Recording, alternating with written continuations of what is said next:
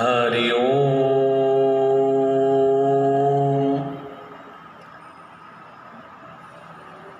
ज्येष्ठ मास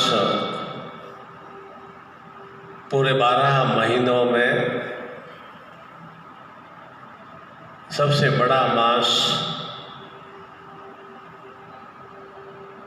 होता है और सामान्य स्वरूप में भी ज्येष्ठ का मतलब ही जो बड़ा है, और विशेष रूप से इस मास में प्रकाश रूपी दिवस का भाव सबसे अधिक समय तक गतिशील रहता है और निशा स्वरूप में रात्रि का भाव बहुत ही कम घंटों के लिए दिखाई देता है। इसीलिए इसे प्रकाश रूप में ज्येष्ठ मास, जो कि निरंतर हमें सूर्य की तेजस्विता और चैतन्यता से अभिभूत करता है, और उससे भी अधिक सर्वश्रेष्ठ हमारे प्राणेश्वर निखिलानंद जी महाराज और माता भगवती का पाणिग्रहण परिणय पर्व 5 जून को संपन्न करेंगे। और सांसारिक जीवन में वही मनुष्य पूर्ण होता है जो विवाह के भाव को, गृहस्थ धर्म के भाव को आत्मसात करता है, अर्थात जो विवाह करता है एक परिवार की वृद्धि के लिए, वंश की वृद्धि के लिए, स्त्री स्वरूप में, पुरुष स्वरूप में, शक्ति स्वरूप में, शिव स्वरूप में जो परिवार में वृद्धि होती है, और वे ही पति पत्नी स्वरूप में निरंतर सुचिंतन के फलस्वरूप क्रियाशील होते हैं, और साथ ही साथ दोनों ही सुभाव कर्म करते हुए निरंतर जीवन को किस तरह से श्रेष्ठता की ओर क्रियाशील करना है, वे सभी कर्म निरंतर करते हैं, और सुकर्म के फलस्वरूप वंश वृद्धि और कुल का विस्तार होता है, और उस कुल और वंश के फलस्वरूप ही पति पत्नी दोनों में सामंजस्य, प्रेम, समर्पण, निरंतर एक दूसरे के प्रति आत्मीय रूप से सहयोग का भाव बना रहता है, और इसी से पूरे परिवार में विस्तार होता है। और जो परिवार का विस्तार होता है तो कुटुंब का विस्तार होता है, और कुटुंब का विस्तार होता है तो समाज का विस्तार होता है, और इस तरह से निरंतर दोनों ही एक दूसरे के सहयोग के स्वरूप में, शक्ति स्वरूप में, शिवत्व स्वरूप में क्रिया करते हुए निरंतर समाज शिरोमणि स्वरूप में अपने आप को प्रकाशवान करते हैं। इसीलिए कई बार आपने देखा होगा कि कुछ कुटुंब में, परिवारों में विशेष रूप से जो भी हमारे बुजुर्ग हैं, दादा दादी हैं, या माता पिता हैं, या परदादा दादी हैं, तो एक स्मरण किया जाता है कि मेरे अमुक अमुक दादा दादी बहुत ही सर्वश्रेष्ठ कर्मशील रहे और उन्होंने अपने परिवार के लिए, वंश के लिए, कुटुंब के लिए, समाज के लिए क्या क्या श्रेष्ठमय कार्य किए, उनका स्मरण चिंतन हम निरंतर सुनते हैं और उनका चिंतन भाव को आत्मसात करते हुए हम भी उनकी शक्तियों से युक्त होते हैं। ऐसा ही महापर्व 5 जून को हम संपन्न करेंगे और इसका विधि विधान से किस तरह से पूजन की क्रिया संपन्न होगी वह इस 5 जून शनिवार को दिन में आफ्टरनून में 11:05 से सौभाग्य योग में ज्येष्ठ स्वरूप में जो एकादशी है, अपरा एकादशी है, उसी के लिए नारायण भगवती पाणिग्रहण गरस्थ सुख वर्दी साधना पूजा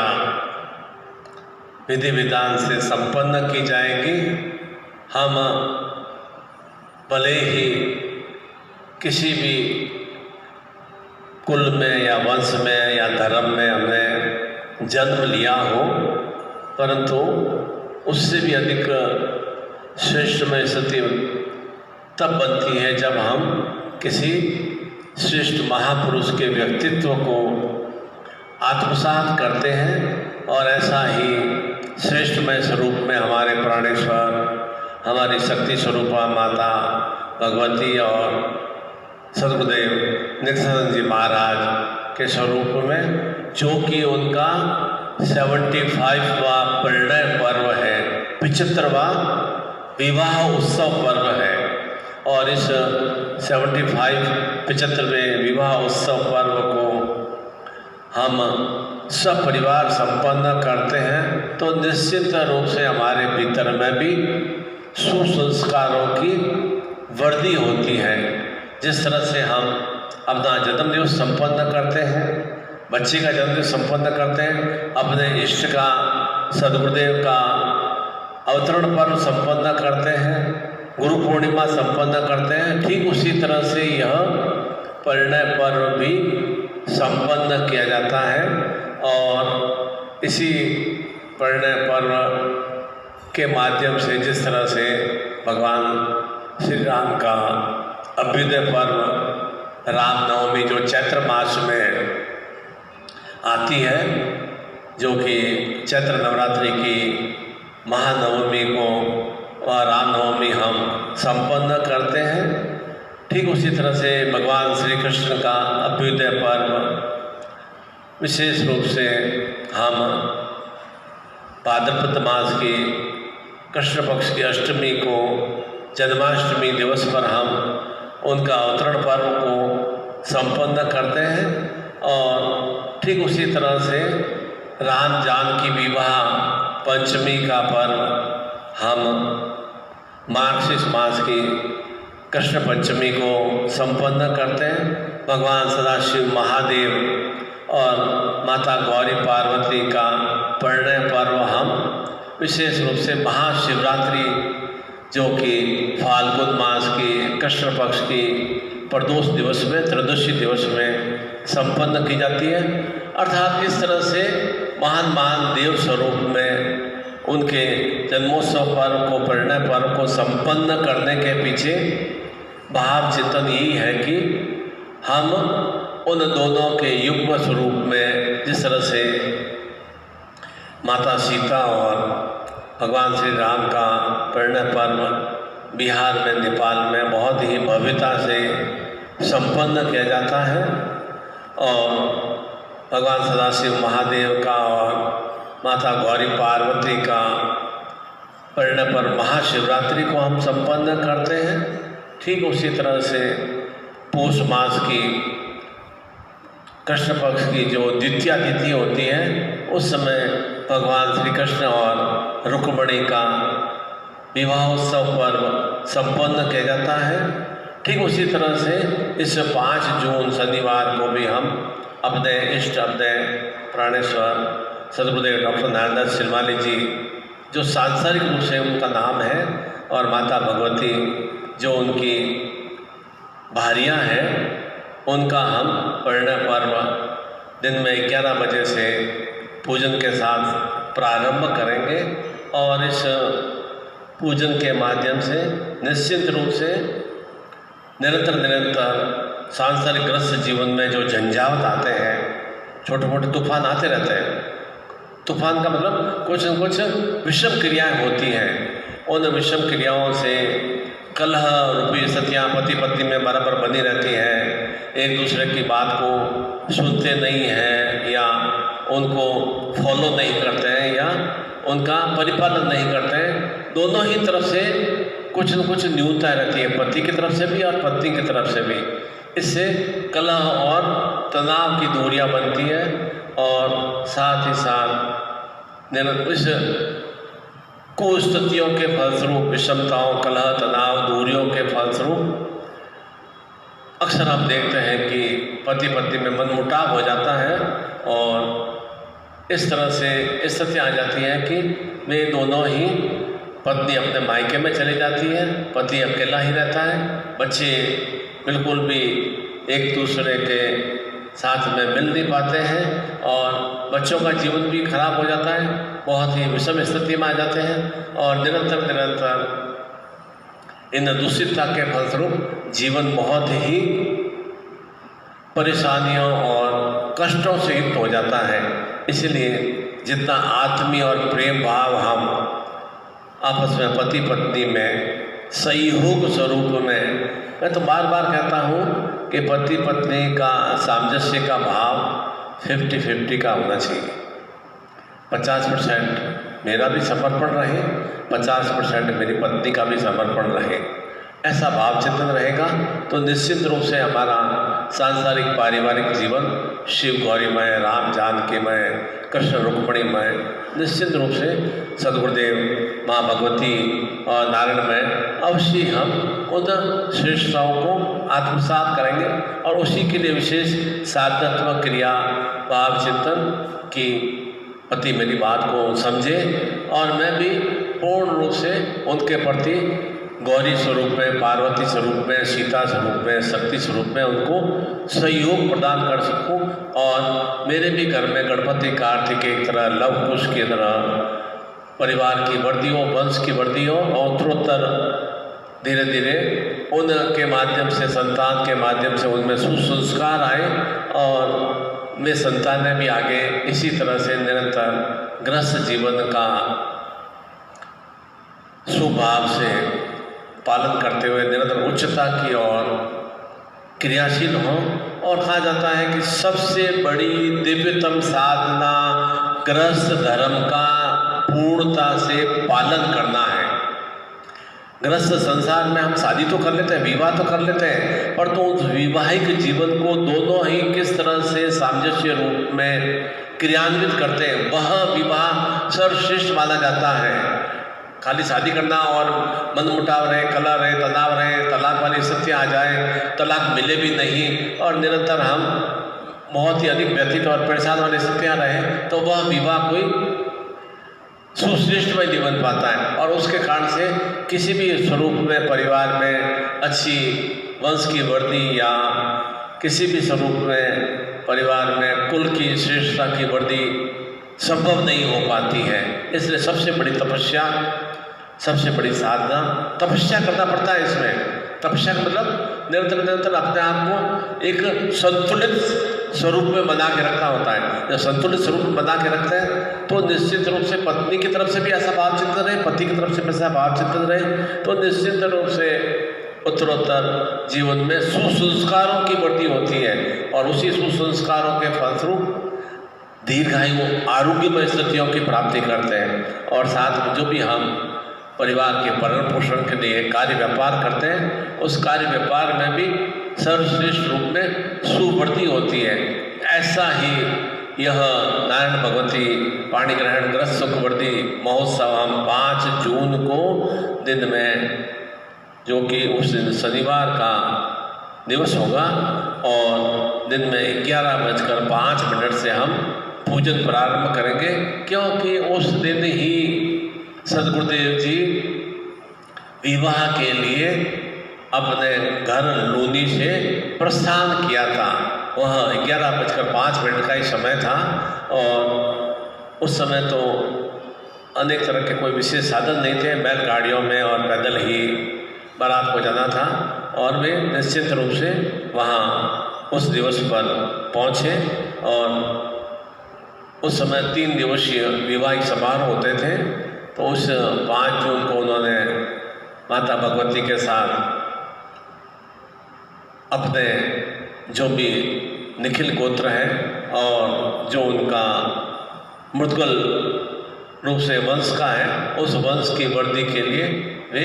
क्रियान्वित हुए। तो ऐसे शुभ अवसर को हम भी पूर्ण साधनात्मक भाव चिंतन से आत्मसात करेंगे तो निश्चित रूप से गृहस्थ जीवन में सुखों की वृद्धि होगी और परिवार में निरंतर स्नेह, आत्मीयता, सहयोग, समर्पण का विस्तार हो सकेगा। सबसे बड़ी कमी क्या रहती है? मेरा पत्नी के प्रति कोई स्नेह वाला भाव चिंतन नहीं रहता है, पत्नी का आत्मीयता वाला भाव चिंतन नहीं रहता है, पति किसी तरह से सहयोग नहीं करता है, किसी तरह से पत्नी समर्पण के भाव से क्रियान्वित नहीं होती है। तो उससे क्या, उससे अनेक तरह की विषमताओं का विस्तार होता है और उन विषमताओं का फलस्वरूप अनेक तरह की परिवार में न्यूनताएं और दुविधाएं, हर तरह की रोग से युक्त होना, मानसिक चिंताओं का विस्तार होना,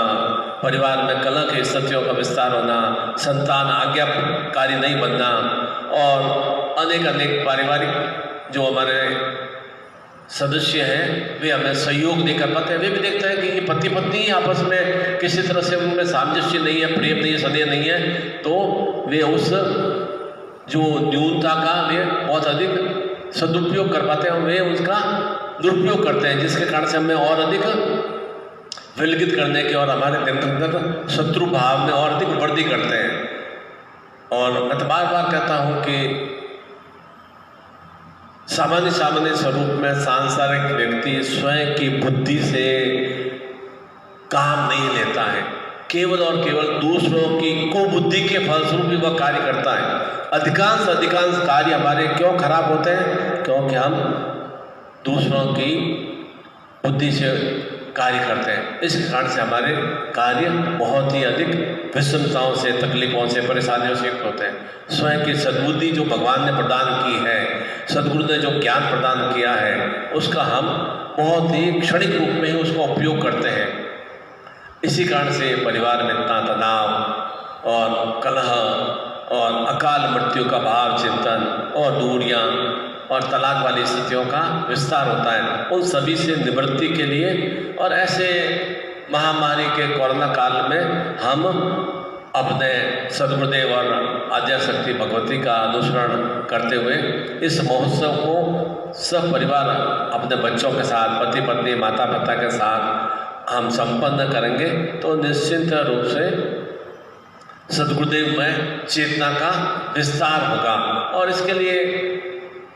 श्रेष्ठ रहेगा कि उस दिन हम विधि विधान से अपने इष्ट का जो भी आपके पास में सद्गुरुदेव की चरण पादुका हो, सद्गुरुदेव का या तो विग्रह हो या कोई सद्गुरुदेव या माता जी का या सद्गुरुदेव का कोई चित्र हो, उसका पूजन करना है। और पूजन में केवल 5 चीज़ें ही अर्पित करनी है। थोड़ा सा गंगा जल में से जल अर्पित करना है उनके चरणों में, थोड़ा सा अक्षत अर्पित करने हैं और थोड़ा कुमकुम अर्पित करना है और विशेष रूप से जो पुष्प हैं ये पुष्प अर्पित करने हैं और अपना समर्पण भाव अर्पित करना है। और 21 बार ओम प्रत्याधारण गुरुभ्यो नमः, ओम प्रत्याधारण गुरुभ्यो नमः 21 टाइम्स ओनली, फुल वाला भी नहीं, ओनली 21 टाइम्स गुरु मंत्र और चेता मंत्र ओम ह्रीं मम प्राण देर ओम प्रतिलोम चैतन्य जागर ह्रीं ओम नमः, ओम ह्रीं मम प्राण देर ओम प्रतिलोम चैतन्य जागर ह्रीं ओम नमः। यह भी 21 टाइम्स। और सूर्य जो ज्येष्ठ मास में सूर्य अपनी तेजस्विता से युक्त है, ऐसी हमारे जीवन में भी तेजस्विता का विस्तार हो तो वह गायत्री मंत्र, सविता मंत्र ओम भूर्भुवः स्वः सवितुर्वरेण्यं भर्गो देवस्य धीमहि धियो यो नः प्रचोदयात् का भी 21 बार मंत्र उच्चारण बिना माला के संपन्न करते हुए और थोड़े थोड़े अक्षत उनके सदगुरुदेव के श्री चरणों में अर्पित करते रहेंगे। परंतु इसके लिए आवश्यक है कि हम नूतन रूप में पुनः गुरु दीक्षा को आत्मसात करें। यह विशेष महापर्व है। कोई भी विशेष महापर्व होता है, अपने बच्चे का हम कोई भी जन्मदिवस का पर्व संपन्न करते हैं या अपने घर में भी कोई मांगलिक कार्य होता है तो नूतन रूप से धारण करते हैं ना, तो नूतन रूप में गुरु दीक्षा धारण करेंगे तो निश्चित रूप से एक चेतना रहेगी कि सदगुरुदेव जी का और माता जी का परिणय पर्व था, 75वां परिणय पर्व था, उस दिन मैंने गुरु दीक्षा को आत्मसात किया। और साथ ही साथ जो भी जीवन में विषमताएं न्यूनताएं हैं उनकी पूर्णता से निवारण के लिए विशेष रूप से वह गुरु दीक्षा को आत्मसात करते हैं। और उसके लिए आपको विशेष रूप से नूतन रूप में गुरु चादर और यह विशेष रूप से आसन, नूतन रूप में चैतन्य रूप में आसन और सदगुरुदेव जी का वह मंत्र चैतन्य चित्र और साथ में विशेष रूप से मंत्र जाप के लिए नूतन रूप में वह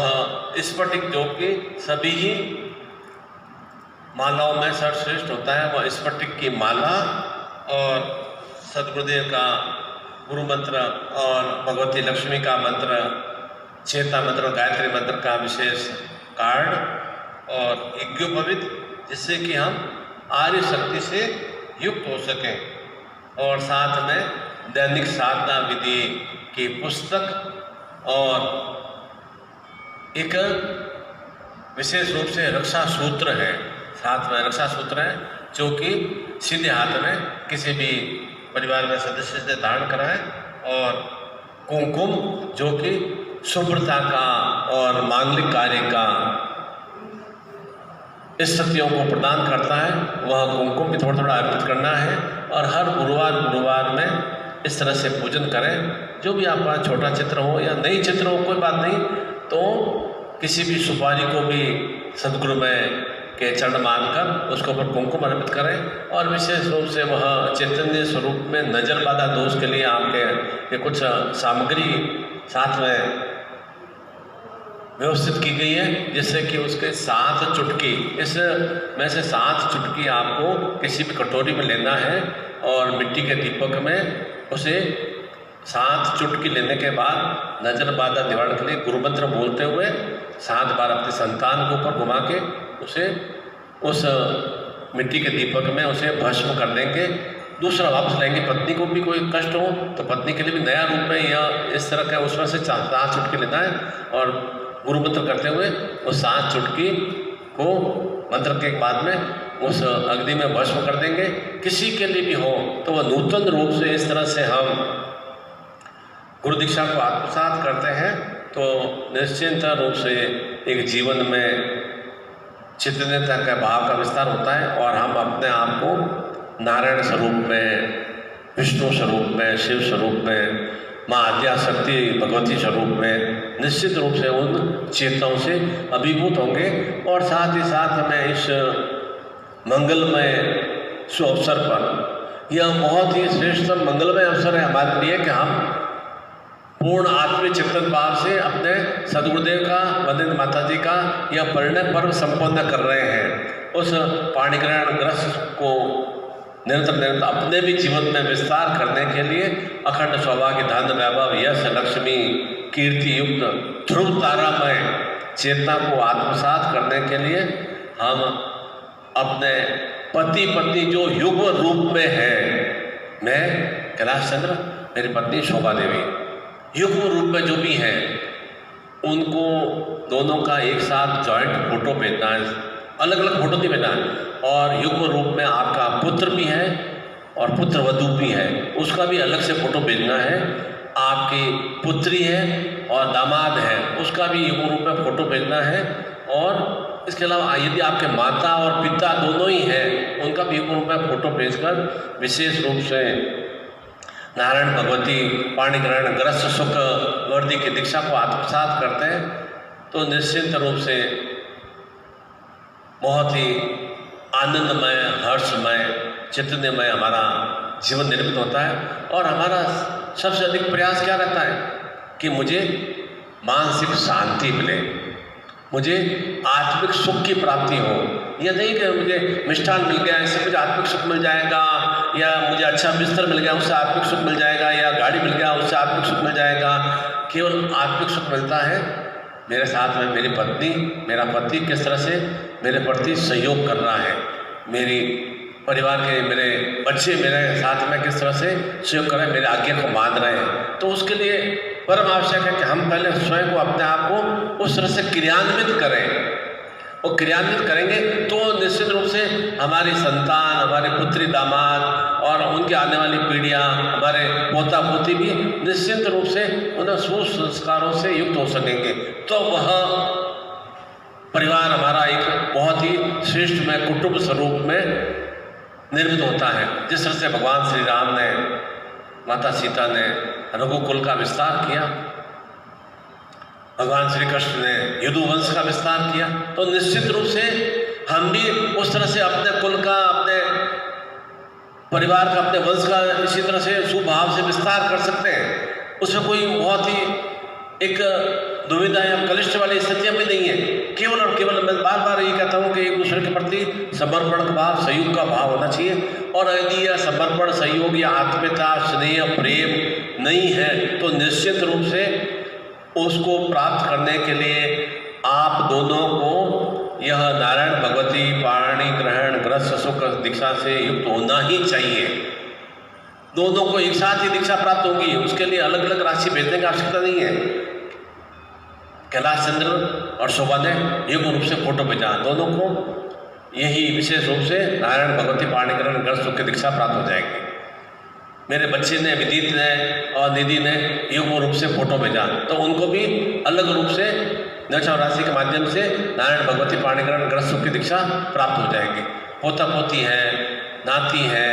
या मेरी पुत्री और दामाद है, तो उनका जिनका भी विवाह हो चुका है और उनके घर में किसी भी रूप में कलह या तनाव या व्यथा या परेशानियाँ या रोग, कष्ट, पीड़ा की स्थितियाँ हैं, तो उनके निवारण के लिए विशेष रूप से इस 5 जून शनिवार को यह विशेष रूप से दिन में 11:05 से पूजन प्रारंभ करूँगा। और पूरे दिवस भर और रात्रि भर में वह मैं जिन जिन के भी मुझे सुंदरमय फोटो प्राप्त होंगे, चैतन्यमय प्रदान करके और उनके भी जीवन में नारायण स्वरूप में, भगवती स्वरूप में उनकी चेतना से मैं स्वरूपार करूँगा, जिससे आपको भी एक चिंतन भाव लगे कि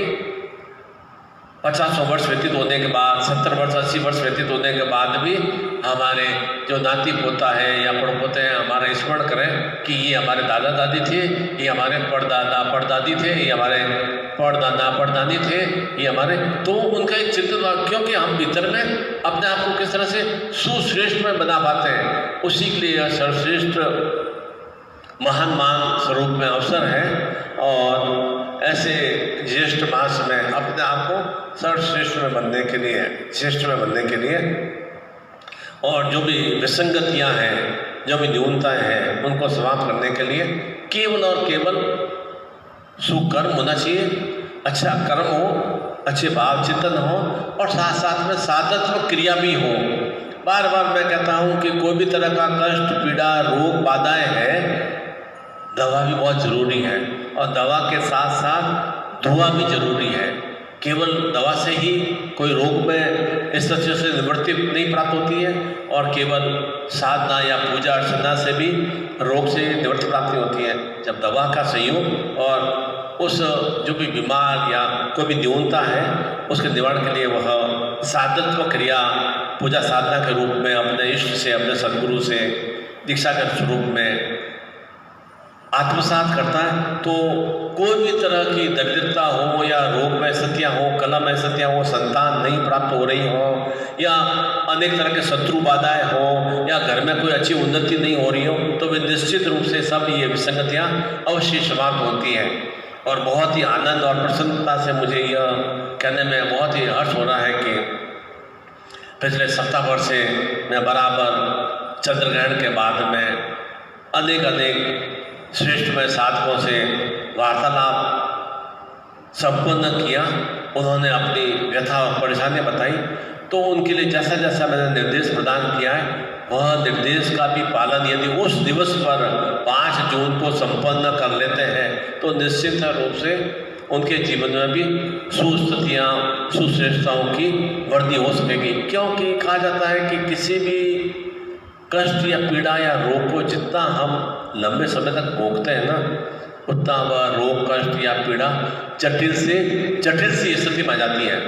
फिर उस रोग कष्ट पीड़ा से और अधिक नई तरह की परेशानियों का विस्तार हो जाता है। इसलिए आवश्यक है कि थोड़ा सा भी कोई न्यूनता आई है उसका जल्द से जल्द शीघ्रता से समाधान कर लेना चाहिए। तो निश्चित रूप से तो समाधान कर लेते हैं तो हमारा ध्यान चिंतन अपनी और अधिक अच्छी उन्नति की ओर क्रियान्वित हो जाता है। उसी के लिए विशेष रूप से परिवार के सभी सदस्य विशेष रूप से नूतन रूप में गुरु दीक्षा को आत्मसात करें और आपका भी जीवन नारायण भगवती से भी सर्वश्रेष्ठ में बन सके। निश्चित रूप से बन सकता है।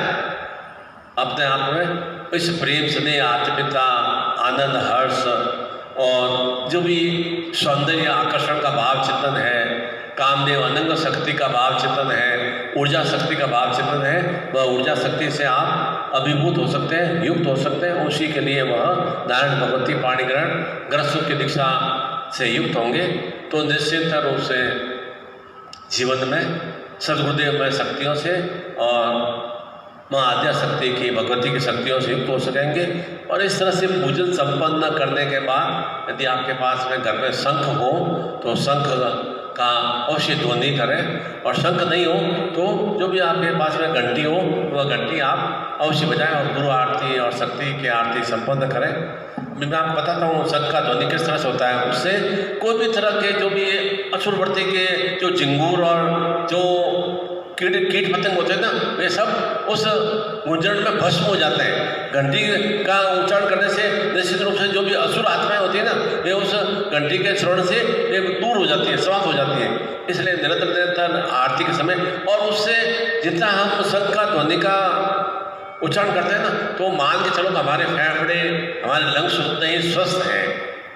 डॉक्टर क्या कहता है, अभी कोरोना बीमार है तो क्या कहता है, बैलून फुलाते रहो, बार बार हम गुब्बारे फुलाते रहो, जिससे कि मालूम पड़ेगा हम कितना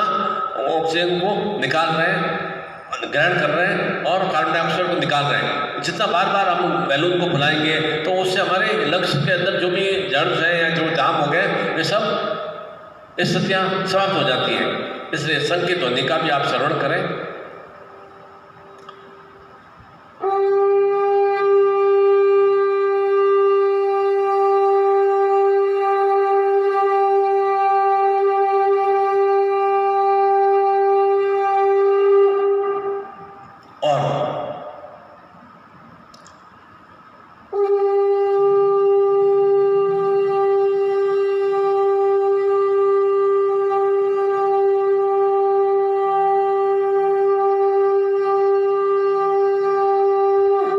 कितना अच्छा